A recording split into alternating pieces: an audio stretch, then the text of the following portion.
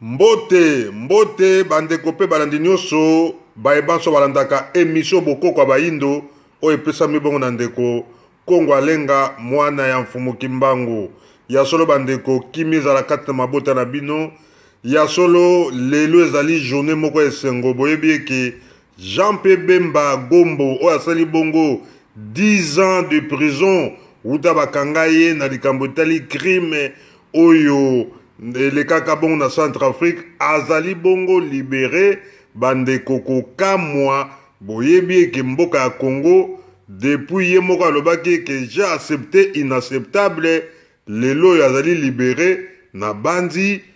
acceptable wana oyo alobaki eke j'ai accepté inacceptable nzambe na biso toyebi te kosuka ndenge nini Jean-Pierre Bemba azali libéré bandeko ya MLC batondi nesengo na ndenge ya kosakana te na minute oyo toza koloba na mboka ya Congo na Kinshasa eza ya koyinda awa pe na poto bandeko boyebi ke Eve Bazaiba oyo azali bongo secrétaire général ya MLC ye moko azalaki présente na kati ya laye na CPI bandeko na ngai eza ya koyinda eske Jean-Pierre Bemba lolenga bimi boye ako rejoindre Congo pona likambo tali komba na ye oyo asali 10 ans ya boloko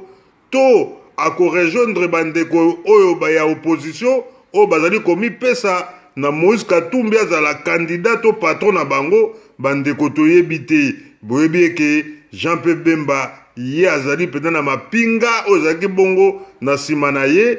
azali mutu na mapinga asimbaki bongo manduki bandeko na ngai ekosuka boni na Hippolyte Kanambe pamba te ye nde mutu akangisaki mpe basalaki nyonso Jean-Pierre Bemba avanda na boloko oyo lelo balibere ye balobi eke ya solo ye azali innocent bandeko na ngai ekosuka wapi likambo oyo Jean-Pierre Bemba azali libere ya solo toyebi eke mikolo ekoya tokoyoka resultat ndenge nini akobima pe bandeko bandeko yamba ye biso bato bapanzi sango tokozala wana pote ya solo tokende pe komonisa makati na ye biso toyebi eke Jean-Pierre Bemba azali mwana ya mboka ya solo bandeko zali kokamwa bandeko ya MLC batondi nesengo pote ya solo mokonzi na bango Jean-Pierre Bemba Gombo azali bongo na libanda auti kolia mbala mbula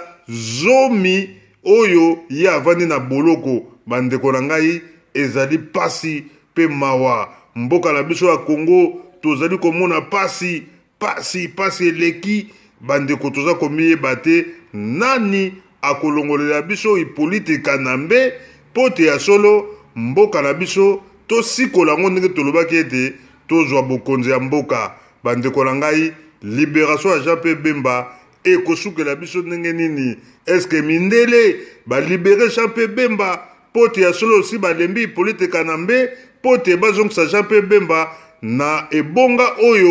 oyo ndenge ye moko alingaki ete akoma président toyebi te Jean-Pierre Bemba ya solo bandeko azali libere baugande Museveni Jean-Pierre Bemba azala mayele kozongela bango te pote bango basepelaki yo vanda na kati ya boloko keba na balie wana pamba te batu mabe batu wana bazali kolia biso na ndenge ya malamu te bandeko na biso bana ya Congo bakombata resistant komba ezali kokontinue ya solo ndenge tolobaki ete Congolais kaka akoya kolibere mboka ya Congo il faut toujours tozala ekenge ndenge balobaka luta niau eyembi redi ya misi ya solo bandeko na ngai ezalaki ya bino ndeko Kongo Alenga toyaki kaka kobeta mbela mpona likambo ya Jean-Pierre Bemba azali bongo libere kasi mikolo ekoya tokoyoka ndenge mpenza CPI koloba pote ya solo abima na porte wana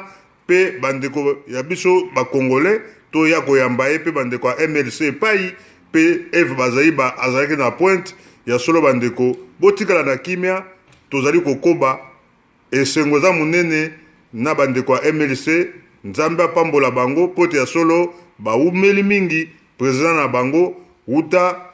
10 ans ya boloko ye wana lelo azali libéré botala ye wana elombe mobali Jean-Pierre Bemba Gombo azali bongo libéré. Matondo mingi nzamba pambola bino tokutani bongo mbala nsima bo partager vidéo poti ya solo ezali esengo ya peuple congolais mobimba poti ya solo ezali bongo